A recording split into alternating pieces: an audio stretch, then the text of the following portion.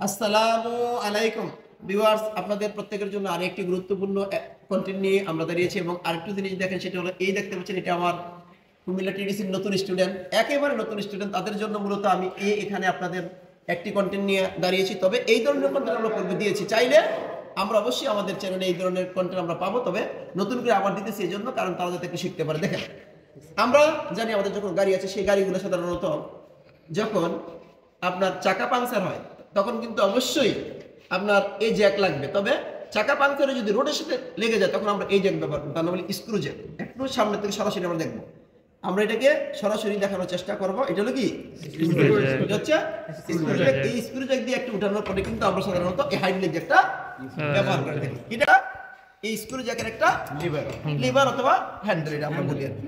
এটা হচ্ছে chipping hammer. কি হ্যামার? Chipping hammer. তারপরে এটা হলো স্পিড হ্যান্ডেল, দ্রুত কাজ করার জন্য। যদিও আমাদের অটোমোবাইলের ক্ষেত্রে বলি, সকল কাজে সাধারণত আমরা কি করব, এত দ্রুত কাজ করব না। কাজটা একটু সময় লাগলেও আমরা কি করব, স্লো এবং সুন্দরভাবে স্মুথলি করার চেষ্টা করব। তবে খুব দ্রুত এটা কাজ করার জন্য মূলত এটা ব্যবহার করা। তার নাম হলো কি স্পিড হ্যান্ডেল। এটা হচ্ছে ফ্ল্যাট স্ক্রুড্রাইভার। স্ক্রুড্রাইভার এই যে ফ্ল্যাট আছে, ফ্ল্যাট স্ক্রু সাইডে মাইনাস কি বলা যাবে? মাইনাস স্ক্রুড্রাইভার আমরা বলতে পারি। যে দেখো, এই ধরনের স্ক্রুড্রাইভার আরেকটা এখানে আছে। তারপরে দেখো, এটা হচ্ছে কি স্টার স্ক্রুড্রাইভার। দেখি, তারপরে এটা হচ্ছে লং এক্সটেনশন বার। সাধারণত আমরা যখন কাজ করি তখন দেখা যাচ্ছে যে ইঞ্জিনের ভিতরে বিভিন্ন জায়গায় অনেক গর্তে, অনেক দূরে কি থাকে, নাট বল্টু থাকে, সেগুলো খোলার জন্য সাধারণত এটা আমরা ব্যবহার করে থাকি।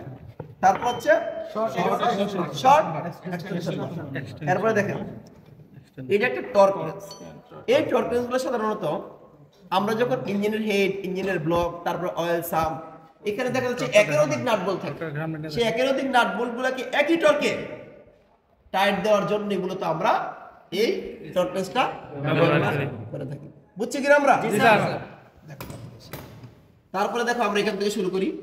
এটা ভ্যারাইটিজ রকমের, যে এখানে একটা আছে এবং এখানে একটা আছে। এটা হলো স্পার্ক প্লাগ রেঞ্জ। কি রেঞ্জ? Spark plug range.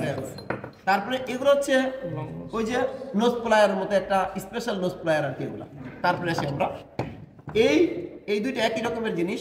এটা হলো কম্বিনেশন প্লায়ার। অনেকে আমরা কি বলি, প্লাস বলি, প্লাস। আমরা কি বলবো? তারপরে এগুলো হচ্ছে কি, এই যে একটা সেট দেখেন এখানে আছে এলইডি।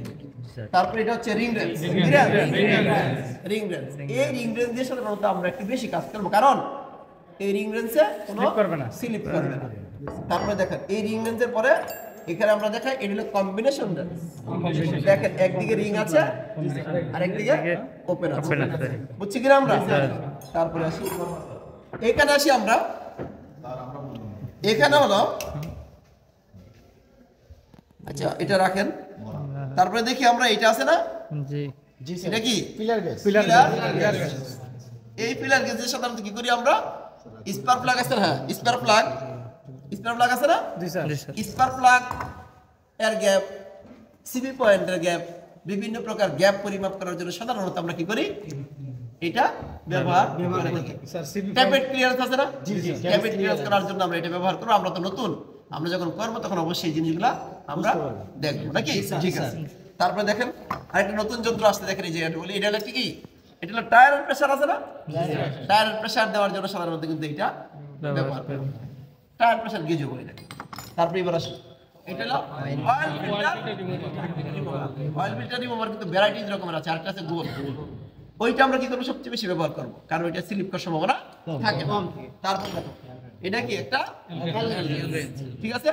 আরেকটা জিনিস আমরা কি দেখি, এটা হলো ওপেন এন্ড রেঞ্জ। এটা হলো ওপেন এন্ড, দুই মাথায় কি ওপেন খোলা, এটা হলো ওপেন এন্ড রেঞ্জ এটা বলা হয়। আমরা এই ধরনের রেঞ্জ কম ব্যবহার করব, কারণ এই ধরনের রেঞ্জের একটা ফ্রি প্লে থাকে, যার কারণে স্লিপ খায়। এই জন্য আমরা একটু কম ব্যবহার করব। এরপর আসে, এটা কি একটা ব্যাটারি, ঠিক না?